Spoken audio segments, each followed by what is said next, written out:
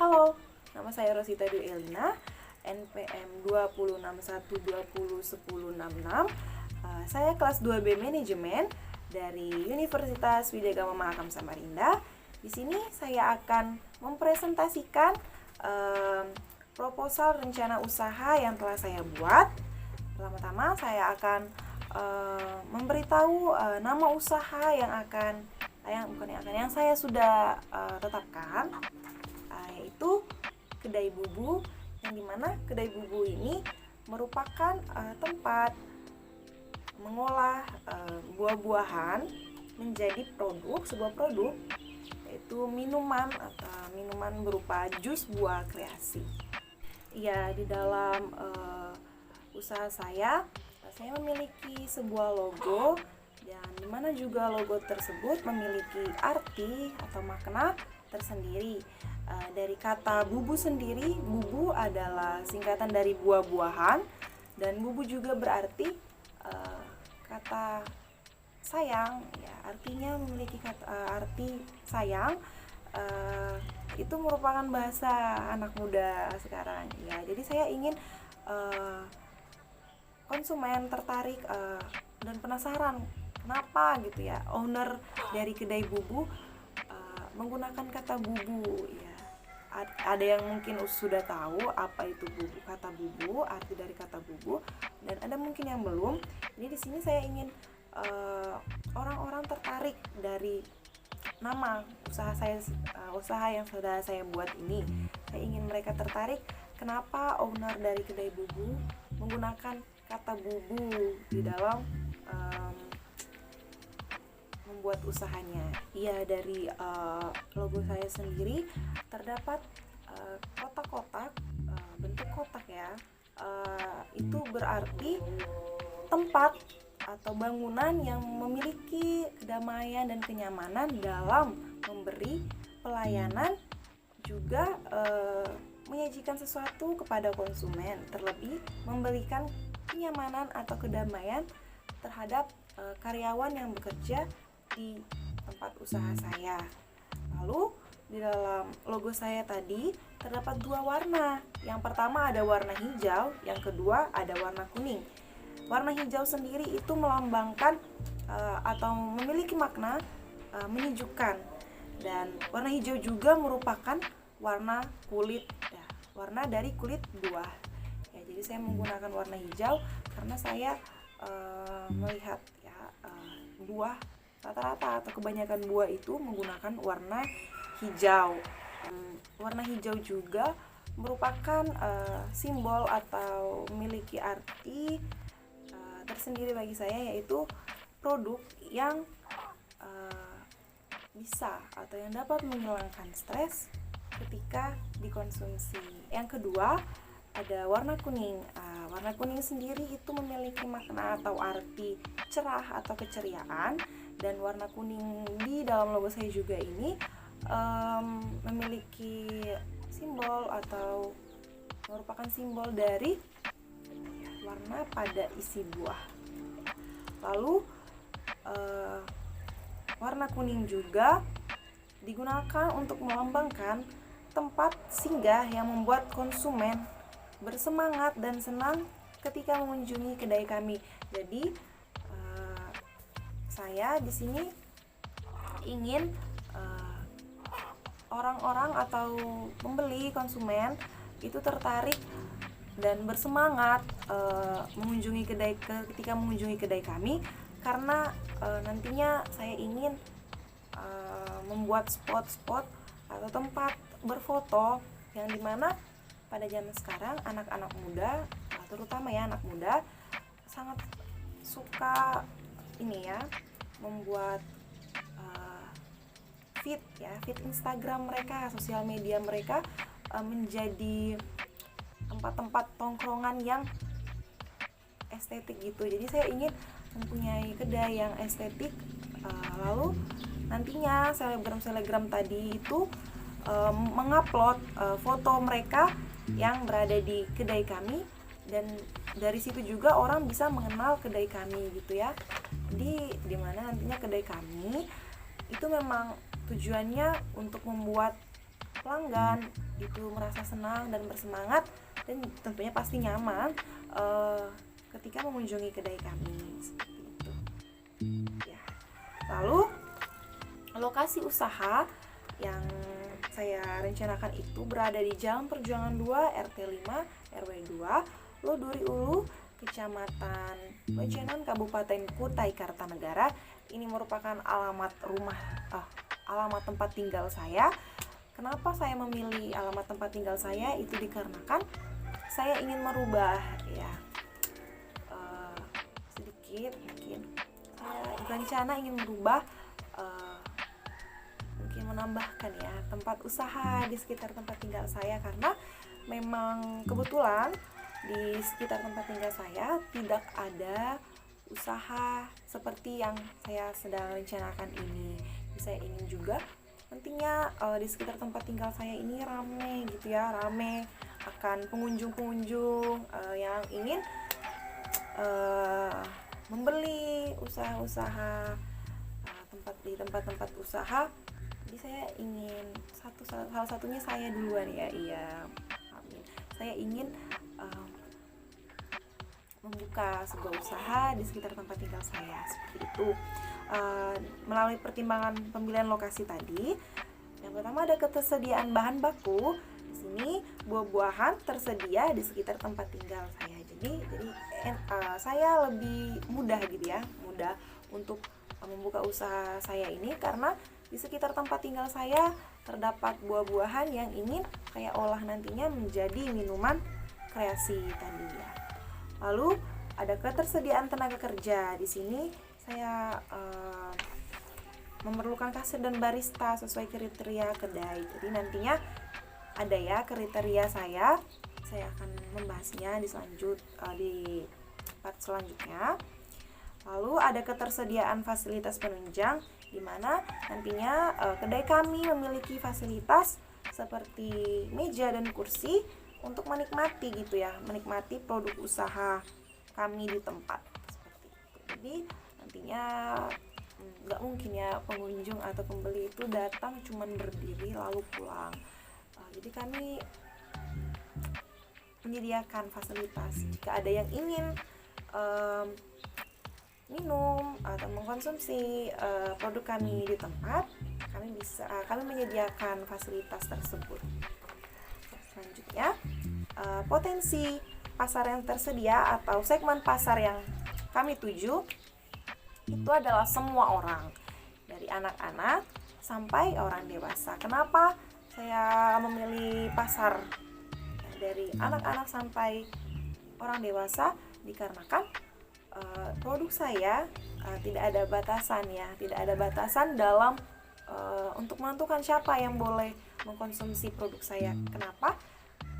Balik lagi karena buah-buahan itu sangat diperlukan tubuh ya, sangat diperlukan oleh tubuh. Bagi anak-anak sangat bagus untuk proses pertumbuhan, dan bagi orang dewasa itu juga bisa menjadi vitamin bagi tubuh. Tentunya anak-anak sampai orang dewasa memerlukan buah-buahan untuk dikonsumsi. Tidak ada salahnya gitu ya mengkonsumsi buah-buahan sesuai dengan sesuai dengan kebutuhan ya, tidak berlebihan juga pastinya. Soalnya yang berlebihan itu pasti tidak baik ya. Selanjutnya ya, kita lanjut di bentuk usaha yang akan dibuat atau yang saya akan buat itu adalah usaha mandiri. Jadi di sini saya mengolah usaha saya sendiri yang nantinya pasti dibantu oleh karyawan saya, maksudnya yang mengolah, yang membuat, yang merancangkan ini adalah usaha saya sendiri. Jadi saya memilih di sini bentuk usaha yang saya buat adalah usaha mandiri dalam mengolah buah-buahan lokal, seperti itu.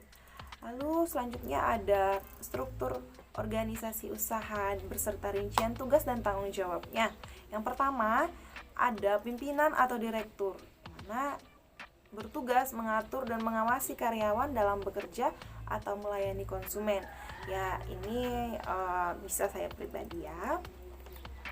Yang kedua ada bagian produksi, di mana ya bertugas membuat dan meracik produk sesuai dengan pesanan. Di sini saya menempatkan barista saya dalam tugas tersebut. Yang ketiga ada bagian pelayanan, di mana dia bertugas mengantar dan melayani pesanan konsumen. Di sini juga saya memberi tugas kepada barista untuk melakukan tugas tersebut. Lalu yang terakhir ada bagian keuangan, yang dimana dia bertugas melayani konsumen yang akan membayar pesanan dan melaporkan pemasukan hasil penjualan per bulan kepada pimpinan atau direktur. Di sini tugasnya dari seorang kasir. Dan mungkin pastinya nanti akan dibantu ya oleh bagian-bagian yang lain juga pimpinan dalam melaporkan hasil penjualan. Tapi yang bertanggung jawab adalah kasir. Ya, lalu jumlah pekerja yang saya perlukan, yang saya butuhkan itu ada 3 orang tadi. Yang pertama ada kasir dan yang kedua ada barista. Jadi barista saya ingin mempekerjakan 2 orang jadi 3 ya. Jadi total pekerja yang saya butuhkan nantinya adalah 3 orang. Mungkin jika ini usaha saya sudah besar, nantinya pasti akan bertambah juga karyawan saya. Namun yang awal ini saya membutuhkan 3 orang kerja. Selanjutnya saya memiliki syarat. Ya, ini ya syarat pekerja atau kriteria pekerja yang saya butuhkan. Yang pertama itu ada jenis kelamin. Saya di sini tidak membatasi pria atau wanita. Lalu yang kedua ada usia. Nah, di sini ada batasan minimal 18 tahun, maksimal 25 tahun. Lalu pendidikan, di mana pendidikan terakhir ya dari karyawan yang saya butuhkan itu adalah SMA sederajat atau lulusan sarjana boleh. Lalu yang keempat ya selanjutnya proses seleksi rekrutmen yang akan saya lakukan nantinya akan dilakukan itu melalui wawancara langsung. Kenapa saya memilih wawancara langsung? Karena wawancara langsung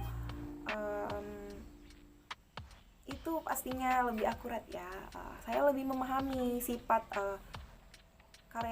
calon karyawan saya nantinya. Jadi saya bisa menentukan yang mana yang baik, yang mana kurang baik dari wawancara langsung tadi. Cara berkomunikasinya dalam waktu proses wawancara, ada cara menanggapi apa yang saya tanyakan. Nah, itu saya perlukan ya. Lalu selanjutnya itu ada status karyawan. Di sini saya menginginkan karyawan saya itu belum menikah. Saya mengutamakan yang belum mempunyai keterikatan gitu ya. Maksudnya sudah menikah, belum menikah. Jadi saya masih mencari karyawan nantinya itu yang belum memiliki keterikatan atau belum menikah. Selanjutnya ada peralatan utama. Ya, peralatan utama yang saya butuhkan atau mesin alat-alat produksi itu ada berjumlah 5 unit. Apa saja? Ada juicer atau blender, wadah, toples, sendok, saringan.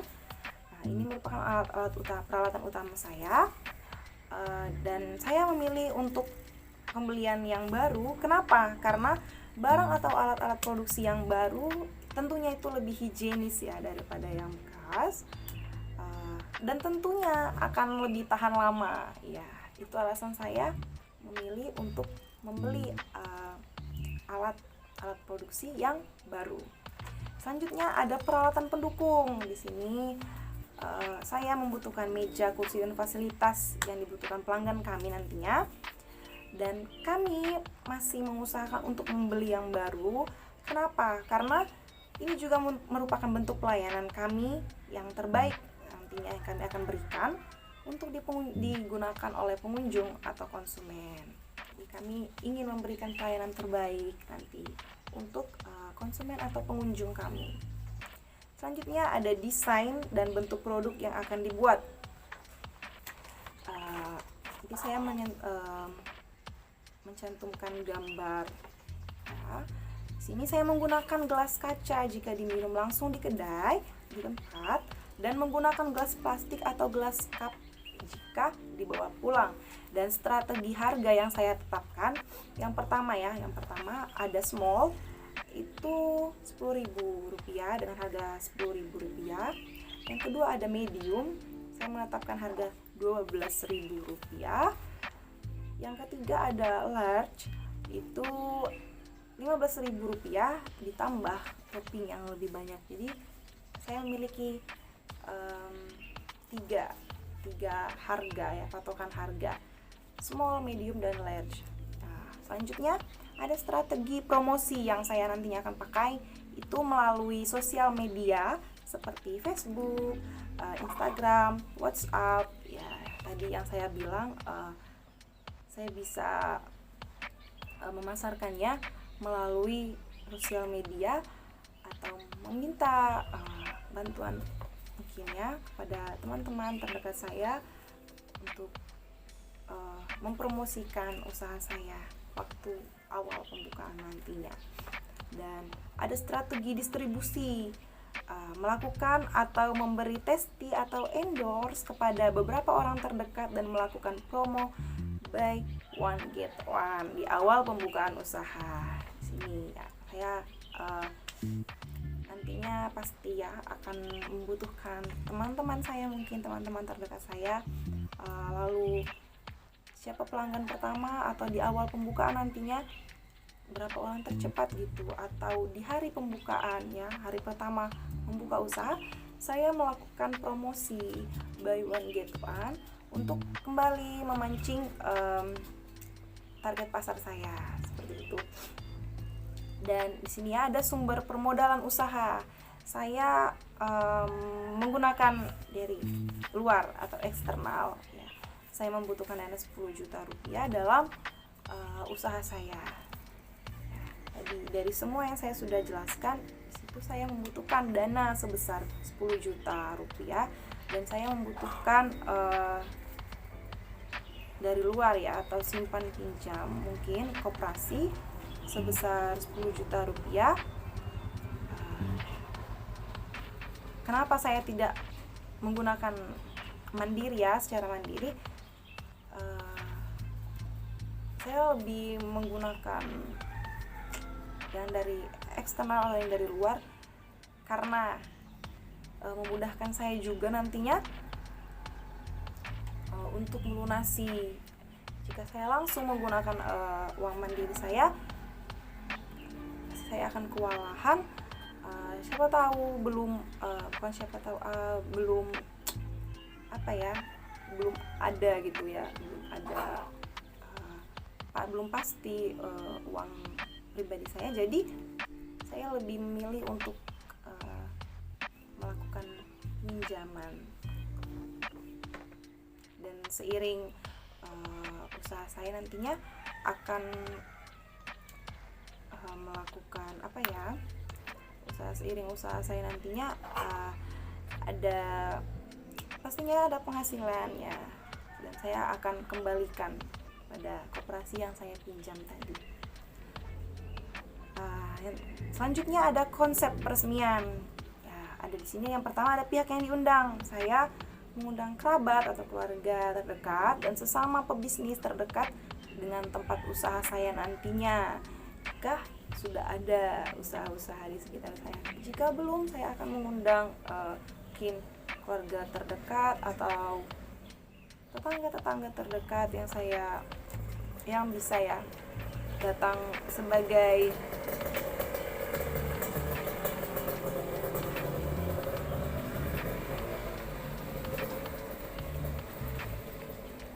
yang datang untuk meresmikan usaha saya.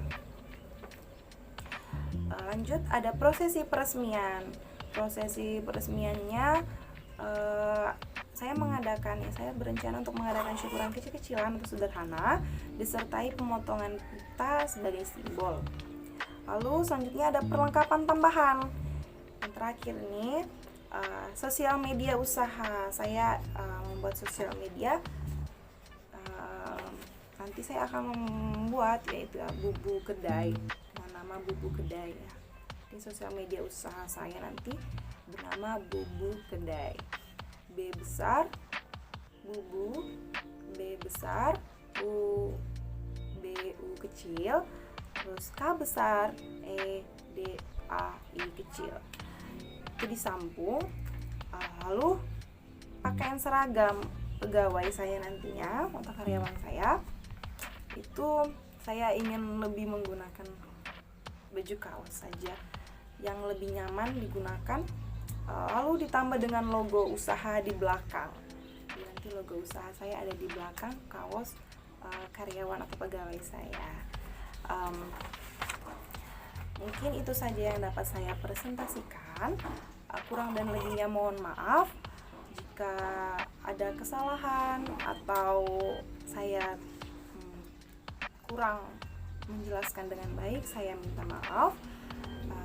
Demikian dari saya. Sekian dan terima kasih.